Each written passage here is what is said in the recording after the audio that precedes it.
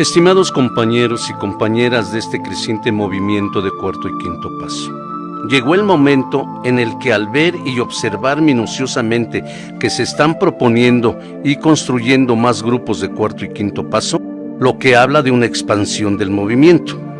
Pero un hecho cierto es que algunos de estos grupos se están asociando con diferentes necesidades e ideas que los alejan del movimiento, incluso asociándose con dependencias gubernamentales. Estas acciones están generando divisiones, confusión y controversias, lo cual no habla bien de la mencionada expansión del movimiento. Decidimos entonces hacer una serie documental que pueda en su mejor propósito informar y dejar constancia de la esencia de este movimiento y de la esencia de su origen y desarrollo. A esta serie documental le hemos decidido llamar Origen, Raíz y Nacimiento del Movimiento de Cuarto y Quinto Paso. La serie estará integrada por dos grandes bloques, el bloque de AA y el bloque de Cuarto y Quinto Paso. Ambos bloques estarán integrados por 5 a 6 capítulos que a su vez contarán con varias cápsulas de algunos minutos. Cada una de las cápsulas hablará y mostrará de manera breve y amena desde sus orígenes y bases hasta octubre del 2014. Que los cofundadores y constructores de la única opción gratuita y mundialmente conocida como Alcohólicos Anónimos han sido Bill W. y el Dr. Bob, junto con los buenos veteranos, como llamó el Dr. Bob, a los primeros alcohólicos anónimos recuperados. Estos exalcohólicos fueron grandemente apoyados por profesionales desinteresados de lucro alguno. Alcohólicos Anónimos no está afiliada a partidos políticos ni a intereses diferentes al de pasar su mensaje y llevar al enfermo alcohólico a su recuperación. Esta agrupación ha servido de ejemplo a otras asociaciones de autoayuda, facilitándoles sus principios, los que reconoce como universales, para que sean usados en su beneficio, siempre y cuando no los usen bajo el nombre de Alcohólicos Anónimos. Dentro de los grandes individuos no alcohólicos que apoyaron a la agrupación de AA y su programa de recuperación, mencionamos al Dr. William Duncan Silworth, al Dr. Harry Taebaut, a la valiosísima hermana Sor Ignacia, al sacerdote episcopal Samuel Moore Zapatero III, al pastor episcopal Samuel Moore Schoemaker y más que iremos presentando oportunamente. Esta opción no lucrativa y altamente efectiva se conoce mundialmente como los 12 pasos de recuperación, el cual es un método de autoayuda, es decir, de autoaplicación.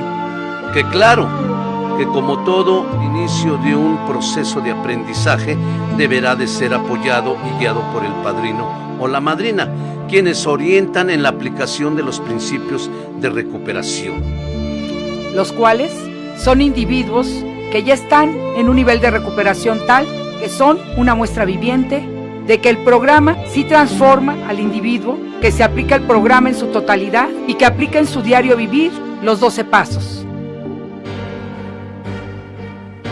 Bloque Alcohólicos Anónimos. Capítulo 1. La construcción de AA hasta el premio Lasker. Cápsula. Los grupos washingtonianos y grupos Oxford. De los antecedentes más importantes dentro de la vida de los Alcohólicos Anónimos es el trabajo de los grupos washingtonianos alrededor de 1850 y de los grupos Oxford que inician en 1908. El trabajo que hacen ambas agrupaciones es dirigido al tratamiento de los llamados en ese tiempo solamente borrachos perdidos.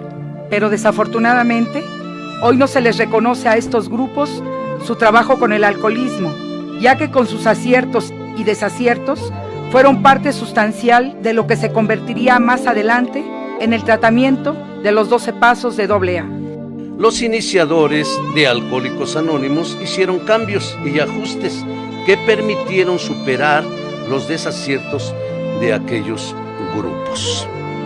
Para entender mejor esta afirmación es necesario conocer brevemente la historia y características de cada uno de ellos.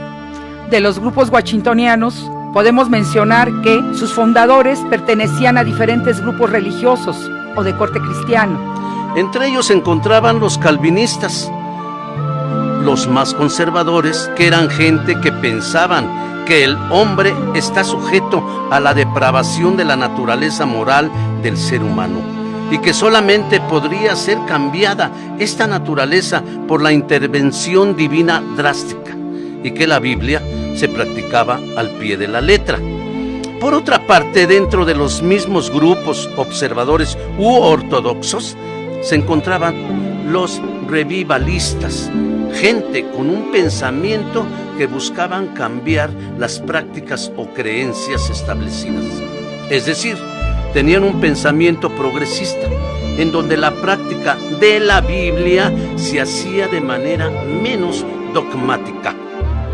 Así, estos grupos de individuos religiosos, separados de alguna manera de la Iglesia Católica, su dogma y concepción del alcohólico planteaban un tratamiento centrado en los siguientes 4 puntos.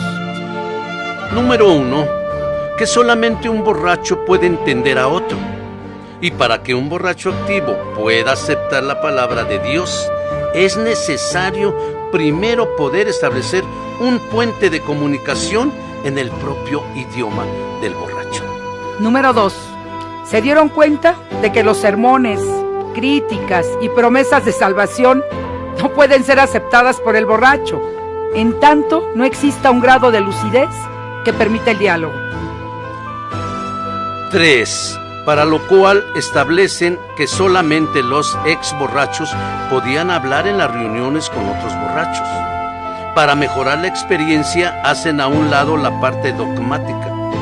Para facilitar la comunicación y la futura aceptación de Dios como una forma de salvación, es a través de la persuasión moral. 4. Durante este proceso, se busca que el borracho se mantenga sobrio mediante el abstencionismo, mediante la práctica acompañada por los miembros del grupo de la temperancia, es decir, que, apoyándose unos en otros, encontraron una forma de tratamiento colectivo entre iguales.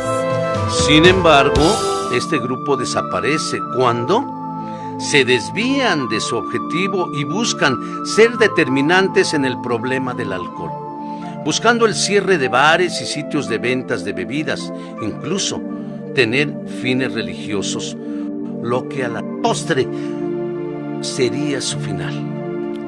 De los grupos Oxford, podemos mencionar que se originaron por varios grupos también de corte cristiano, pero de pensamiento menos tradicional y mucho más progresistas.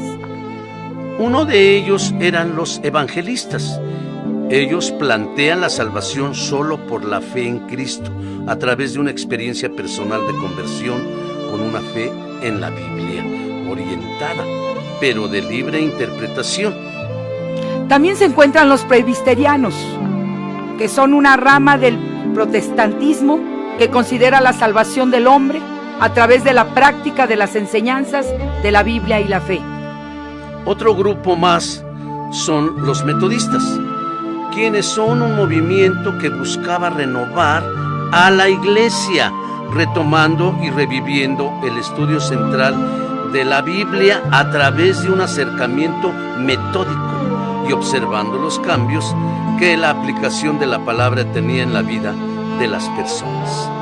Un dato importante de los grupos Oxford es que tienen como antecedente fundamental la experiencia vivida de su fundador, Frank Bushman, el cual vive una transformación espiritual en 1908.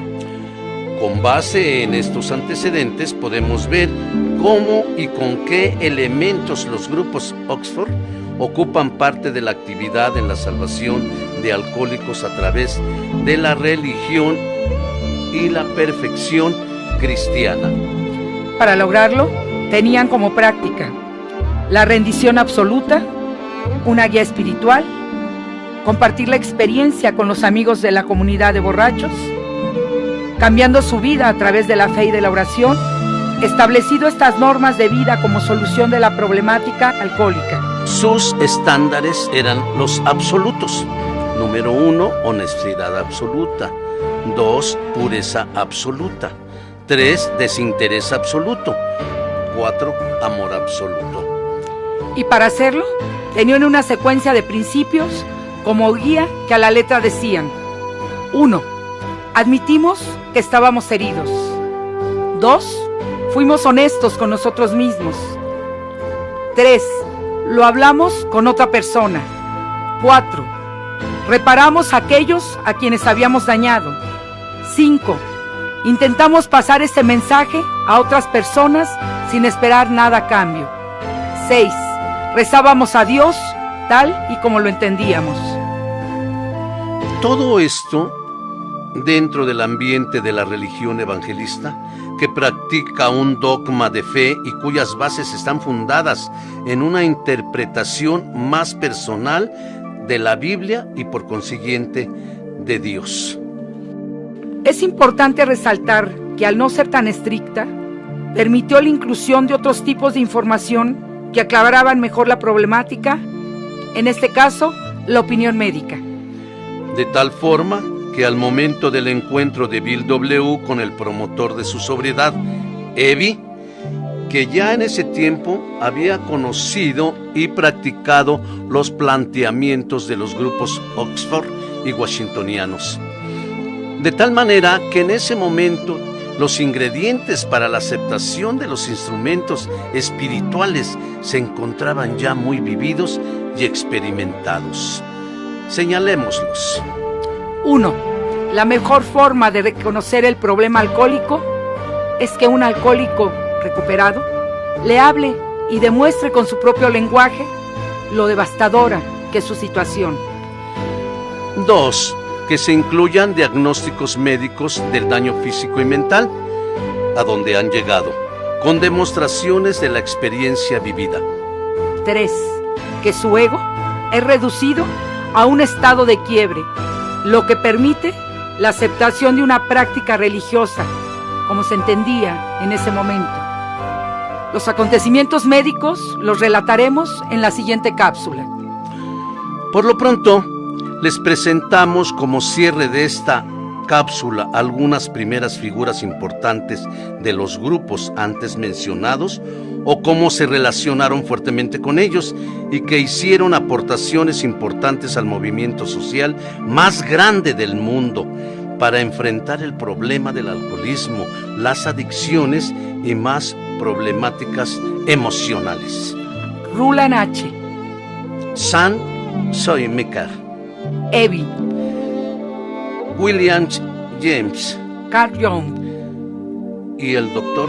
Silva.